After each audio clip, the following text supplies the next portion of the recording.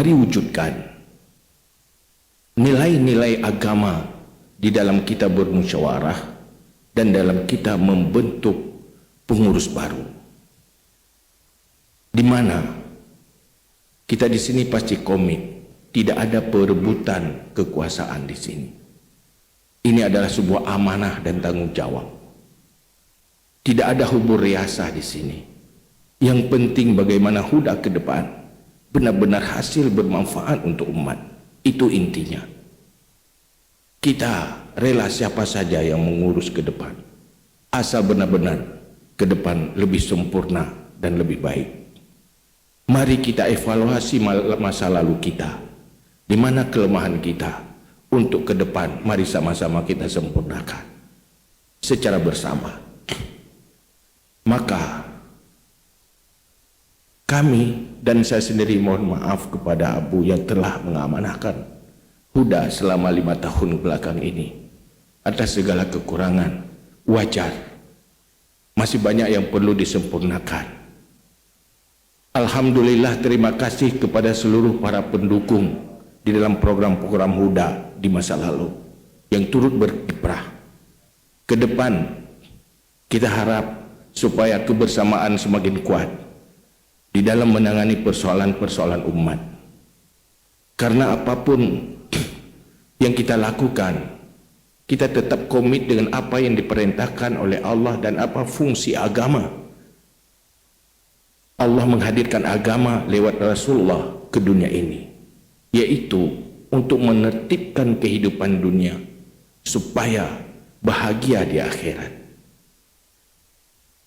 Generasi emas para sahabat telah membuktikan mereka sudah berhasil memajukan dunia ini yang tertib, yang menjadi lahan investasi tidak dunia untuk dunia saja, tetapi dunia untuk akhirat. Sekarang Huda yang berangkat dari lembaga daya basisnya sedang berada bukan di era para sahabat, bukan di era para Amirul Mukminin. Lembaga daya dimulai oleh di era kesultanan yang ada di Aceh, tetapi daya sekarang sedang berada di era demokrasi. Kalau mereka sudah bisa memajukan Aceh di masa kesultanan, kenapa Islam tidak bisa memajukan Aceh dan negeri kesatuan kita di era demokrasi? Masa keemasan Islam di awal generasi Islam itu mereka sudah membuktikan.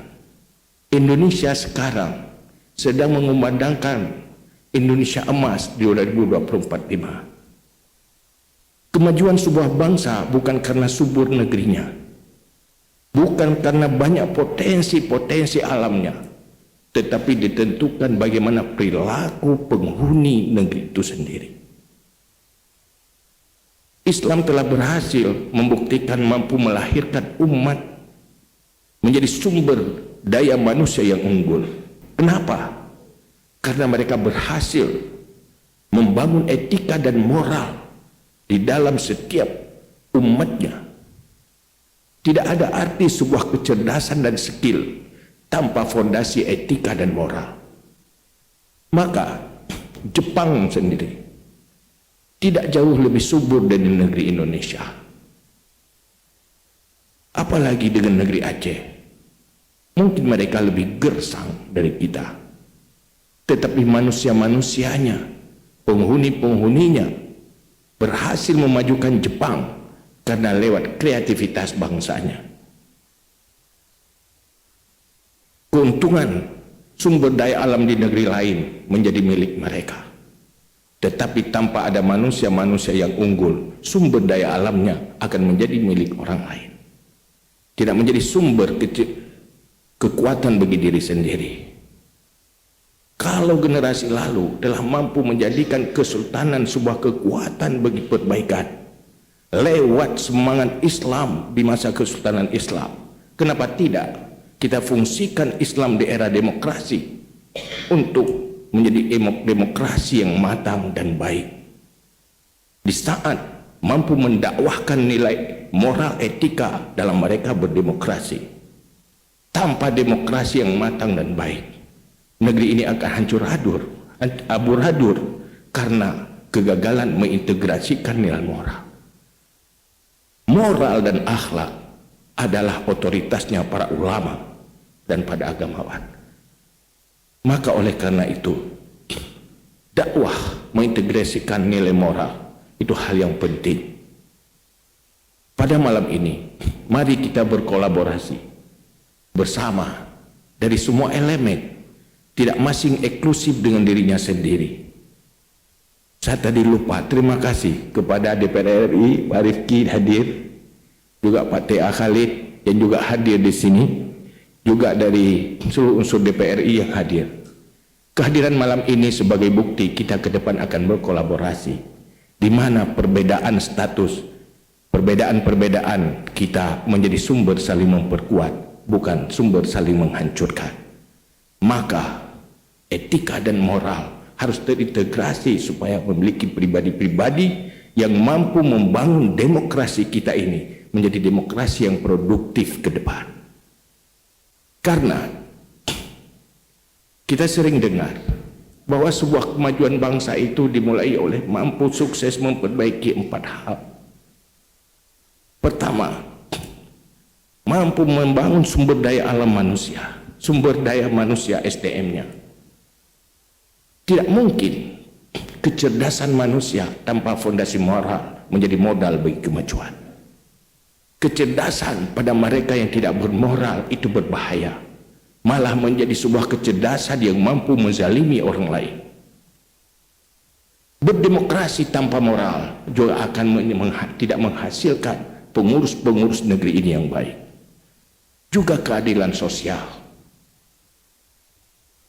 Pemerintahan yang baik juga dibutuhkan kesuksesan mengintegrasikan moral dan etika pada pribadi-pribadi yang berada di dalam pemerintahan. Pemerintahan yang baik, demokrasi yang baik, SDM yang unggul, maka di sanalah lahir keadilan sosial. Maka insya Allah Aceh akan menjadi Aceh yang emas ke depan. Itu modal utama. Maka kiprah para agamawan mengintegrasikan nilai etika itu ke seluruh lini-lini dan seluruh ruang kosong, itu hal yang urgen. Maka kita berharap pengurus Huda ke depan, mari kita melakukan dakwah ke ruang-ruang kosong yang tidak terjamah oleh lembaga pendidikan pesantren, yang tidak terjamah oleh majelis taklim, tidak terjamah malah oleh khutbah Jumat. Mereka tidak hadir ke sana. Bagaimana menjemput mereka, robah mereka menjadi solusi, bukan jadi masalah. Kehadiran Rasulullah Sallallahu Alaihi Wasallam membuat manusia yang jadi sumber masalah menjadi sumber solusi lewat dakwah Rasulullah. Laqad kana lakum fi Rasulillahi uswatun hasanah. Maka pada akhirnya acara kita yang kita lakukan ini, saya berterima kasih kepada Bapak PJ. Mungkin kemarin saya sempat panik karena rencana bulan 9, karena tidak ada anggaran, diundur karena ada masalah di sana, diundur-undur. Pak PJ saya ketemu berbicara tentang mubus terus. Pak PJ respon untuk ada anggaran. Ternyata di sana tidak terbuka kunci, kosong juga anggarannya. Padahal Pak PJ di depan saya suruh ada anggaran untuk mubus Huda, tidak ada. Akhirnya saya ketemu T.A. Khalid di Jakarta. Ini bagaimana ini? Mau bos Huda, anggaran belum ada. Akhirnya Pak T.A. Khalid ketemu lagi Pak PJ. Akhirnya alhamdulillah, terima kasih Pak Pele. Rupanya pundi-pundi yang terkunci dulu dibongkar oleh Pak PJ, maka kita jadi hari ini. Terima kasih Bapak PJ. Saya mendukung. Kalau tidak kami udah cari uang recehan untuk acara ini. Tidak mungkin nginap di hotel. Pasti kami di gubuk-gubuk sana kumpul untuk membos Huda. Terima kasih Pak PJ. Terima kasih juga Pak T.A. Khalid yang memediasi, kemudian berbicara bersama sehingga cair persoalan ini. Rupanya begitulah nasib kami Pak PJ. Artinya kunci-kunci pundi di sana kadang-kadang terkunci sangat rapi. Maka hadir seperti Pak PJ yang po gitu. pakai sangkur, palukan kunci-kunci itu. Insya Allah pundi itu akan cair untuk dunia daya ke depan. Terima kasih. Assalamualaikum warahmatullahi wabarakatuh.